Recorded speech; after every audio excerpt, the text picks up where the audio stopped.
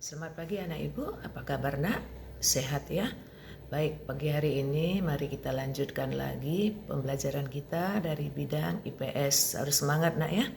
Nah, adapun materi kita pada pagi hari ini merupakan kelanjutan dari minggu lalu, yaitu tentang sumber daya alam.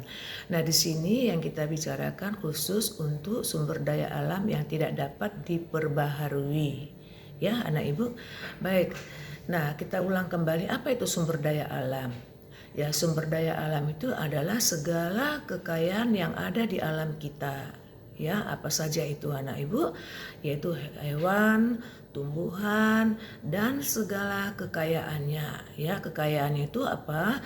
Ya, semua bentuk-bentuk benda-benda yang dapat dijadikan sebagai manfaat bagi kita manusia. Misalnya bentuk pertambangan, ya, bahan-bahan tambangnya nikel, bauksit, timah, minyak bumi dan sebagainya.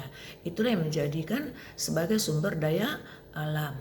Nah, kemudian sumber daya alam yang dikatakan di sini sumber daya alam yang tidak dapat diperbarui. Apa artinya itu?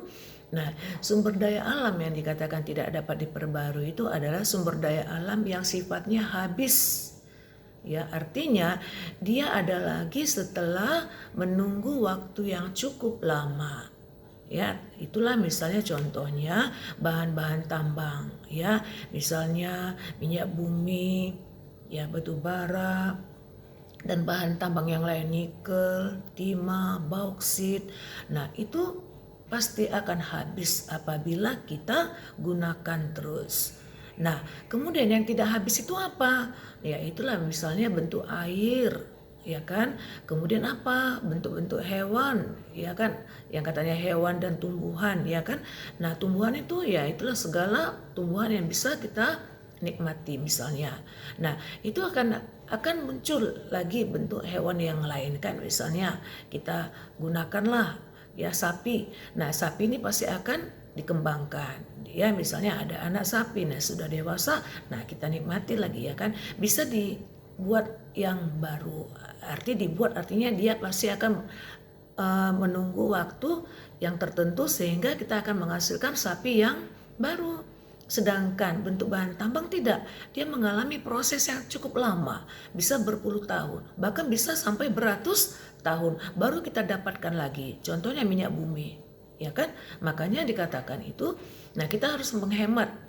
Ya, hemat dalam arti kita tidak boros-boros menggunakan listrik. Kenapa? Karena dia prosesnya cukup lama. Nah, kemudian itulah nanti yang di sini anak-anak ibu kita khusus belajar yang tidak dapat diperbaharui. Nah, anak-anak kami nanti bisa lihat bentuk tugasnya. Nah, anak kami bisa sebutkan ya apa-apa saja ya yang disebut sumber daya alam yang tidak dapat diperbaharui. Nah, mengapa?